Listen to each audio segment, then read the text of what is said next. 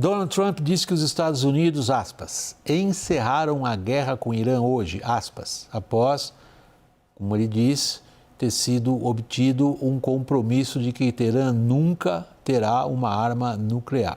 Isso foi o que o Trump disse. Mais cedo, o presidente americano repetiu um roteiro já habitual, que é o de ameaçar atacar o Irã e depois, às vezes assim, menos de 2 horas, foi isso hoje. As negociações estão avançando, então ele retira a ameaça de novos ataques. Acompanhe na reportagem de Mariana Giangiacomo, de Washington. Cerca de 5 horas separam a ameaça de Donald Trump de tomar o controle da ilha de Karg da publicação em que o presidente norte-americano anuncia que suspendeu ataques programados, pois havia alcançado algum entendimento com o Irã nas negociações em curso. Para além da reabertura do Estreito de Hormuz, Trump busca algo que lhe dê motivos para dizer que chegou a um acordo melhor do que aquele que abandonou ainda em seu primeiro mandato. Assinado durante o governo democrata de Barack Obama, junto a outros países, o antigo acordo impunha restrições operacionais e técnicas sobre o programa nuclear iraniano por prazos que chegavam a 15 anos. Em troca, o Irã receberia um alívio gradual de sanções econômicas. Trump deixou o acordo em 2018 criticando os prazos estabelecidos. Em linha com Israel, o republicano também critica a falta de restrições ao programa de mísseis balísticos do Irã e o apoio financeiro e militar de Teherã a grupos armados no Oriente Médio. Hoje, Estados Unidos e Irã caminham em direção a um memorando de entendimento que, antes de tudo, promoveria o desbloqueio de ambos os países ao tráfego do Estreito de Hormuz em até 30 dias. Paralelamente, haveria uma janela de 60 dias para discussões sobre um novo acordo nuclear, ainda sob premissas e compromissos desconhecidos. Trump é pressionado pelas eleições legislativas nos Estados Unidos em novembro, que definirão se os republicanos continuarão ou não a controlar a Câmara e o Senado. Desde o início da guerra, o preço do galão da gasolina já subiu cerca de 50% nos postos americanos. Falando à imprensa na Casa Branca, Trump disse que um memorando de entendimento poderia ser assinado no próximo final de semana, mas um porta-voz do Ministério das Relações Exteriores do Irã ressaltou que o país ainda não havia tomado uma decisão final. So is this just essentially setting the stage for deeper talks on nuclear? It's a very strong memorandum of understanding that is a little conceptual, but it's something that's going to get done. Bom, cabe a nós agora tentar, nesse fog of war, essa névoa toda da guerra, começando por você, Vitélio, mas eu já vou avisando você, eu queria ouvir você também a respeito disso. O que é que desse emaranhado a gente pode, com certa calma, entender que é o caminho para onde estaria seguindo esse memorando de entendimento? Ou é puro blá blá, Vitélio? William, o que o site Axios e Al Jazeera publicaram desse memorando é muito semelhante à negociação apresentada, os termos da negociação apresentados pelo Paquistão lá em abril, que o Trump chamou de totalmente inaceitável. Aparentemente há um avanço na questão do Irã aceitar negociar o programa nuclear, ou pelo menos esses 441 quilos de urânio enriquecido a 60%. Mas isso é num prazo de 60 dias. Então, parece uma pausa maior, uma extensão da pausa que já existe, que se parece com um cessar-fogo, mas que, na verdade, não é. O tempo todo esse cessar-fogo é violado, nós já falamos isso aqui algumas vezes. O Irã derrubar um helicóptero Apache dos Estados Unidos não é cessar-fogo, tampouco os Estados Unidos continuarem impondo um bloqueio ao Estreito de Hormuz, que continua fechado, porque os termos do cessar-fogo eram de abertura do Estreito de Hormuz. Tampouco a ocupação de Israel no sul do Líbano e os ataques do Hezbollah contra o norte de Israel. Então, nada disso faz parte do que tinha sido aceito como cessar-fogo. Agora, veja só, depois que houver essa pausa, depois que o Trump disser que essa guerra acabou, como ele já está anunciando, vai ser muito difícil os Estados Unidos voltarem a uma ofensiva caso o Irã não cumpra, caso o Irã não entregue o seu urânio enriquecido, que inclusive boa parte dele parece que está soterrada. ele está em forma de hexafluoreto de urânio, que é um gás que é sólido em temperatura ambiente, mas que esquentado a 56 graus e meio, ele volta ao estado gasoso e volta ao estado de enriquecimento.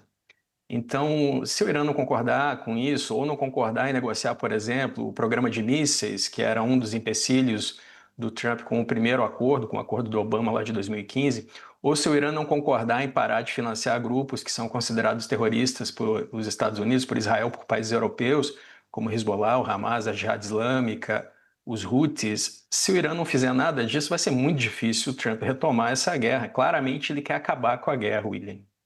Você consegue, Hussein, fazer um esboço, imagina um papel, um branco, um lápis, e você desenhar eventualmente quais seriam os contornos desse possível entendimento? Estou aqui conferindo enquanto a gente conversa, de novo as declarações do Trump. Elas são no sentido de que não, o principal já está acordado, inclusive o vice-presidente vai estar na Europa para assinar esse negócio no fim de semana. William, veja bem, a estratégia do Trump é escalar para depois desescalar, ameaçar para depois recuar e apresentar a possibilidade da assinatura de um acordo.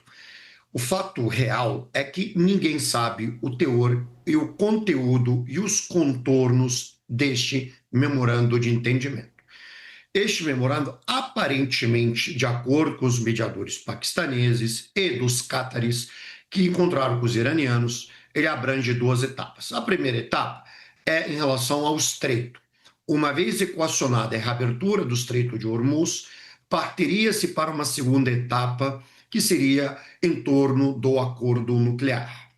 Porém, existem alguns pontos fundamentais que o Irã não aceita negociar. O primeiro deles é abandonar o seu programa de mísseis balísticos, porque é um programa de mísseis convencionais. Portanto, isso é o escudo de defesa do Irã e os iranianos não vão abrir mão disso. Segundo, de armarem, financiarem os grupos, os movimentos armados na região, porque isso é uma extensão, digamos, do poderio bélico do Irã na região, né? Terceiro, os iranianos, em sua concepção, o acordo nuclear precisa ter contrapartidas. E a contrapartida principal para dar fim ao urânio enriquecido a 60% é que o governo Trump desbloqueie parte dos 100 bilhões de dólares que os Estados Unidos retêm, que é dinheiro iraniano. Então, o avanço do acordo depende de todas essas variáveis. O que houve entre as partes é a intenção de discutir essas variáveis. Agora, a profundidade delas e o compromisso em torno delas ainda está em processo de evolução. Tem mais um ator nisso que vocês dois claro, as respostas que eu pedi a vocês eram especificamente em torno do que se chama de memorando de entendimento, o que isso seria. A gente tem que colocar Israel nisso também.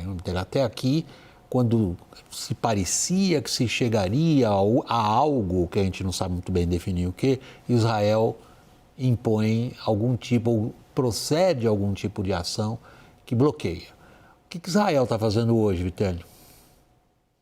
Israel está fazendo a vontade específica do Netanyahu, que não necessariamente é o interesse de Israel. Israel vai ter eleições programadas para 27 de outubro agora. O parlamento aprovou a antecipação delas, elas podem acontecer ainda em setembro.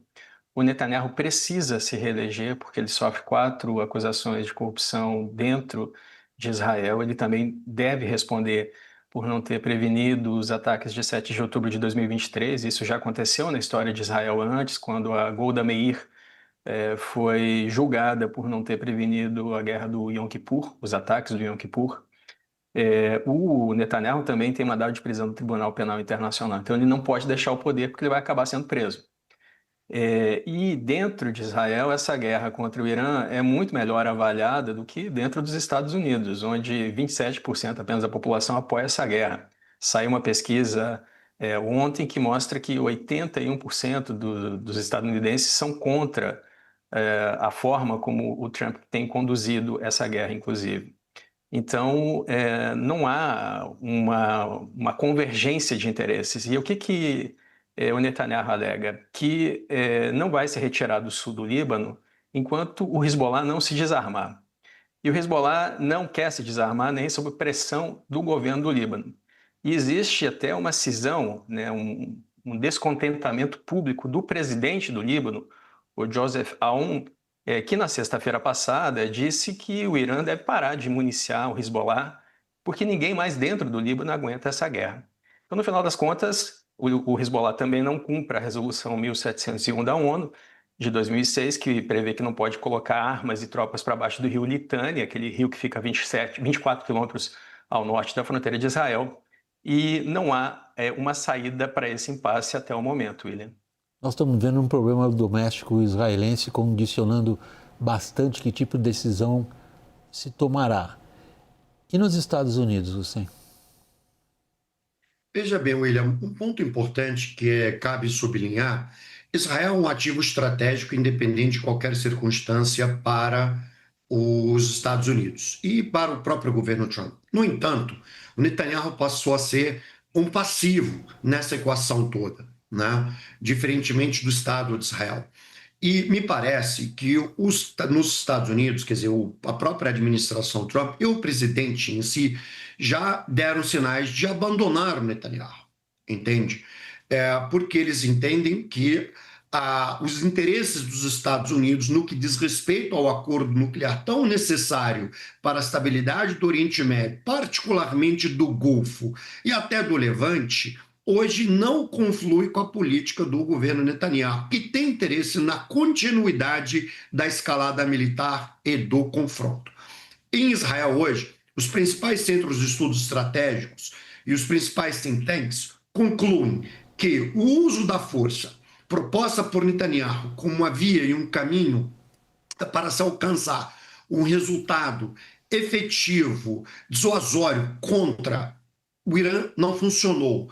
Então, a conclusão é que as negociações diplomáticas que o Trump está tentando enquadrar é o caminho mais adequado. E por isso que há uma hesitação e, na verdade, quase um convencimento do presidente americano de que a escalada militar não é mais o caminho que levará a um acordo com os iranianos. Portanto, ele precisa desse acordo sob qualquer circunstância, o quanto antes, até para poder comercializar esse acordo no contexto interno americano antes das eleições de meio de mandato que ocorrerão em novembro deste ano.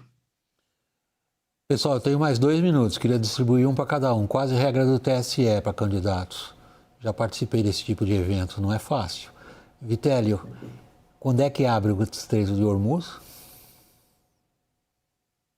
Olha, William, o Trump quer muito abrir, né, o Estreito de Hormuz porque ele está sofrendo pressão da sua própria base, os senadores, né? O Lindsey Graham, da Carolina do Sul, está dizendo que a negociação dele não é eficaz e que o acordo que ele está negociando parece com o acordo do Obama, que os republicanos repudiavam. A mesma coisa foi falado pelo Ted Cruz, o Roger Wicker, o Mitch McConnell. Então, existe uma pressão dentro da base republicana e da base MAGA. E existe uma preocupação com as eleições de meio de mandato em novembro. Se o Trump perder uma das casas, como perdeu no primeiro mandato, ele já fica bastante abalado. Ele pode perder as duas, porque nas eleições vai ser renovado toda a Câmara e 1/3 do Senado, e a vantagem dele nas casas é pequena.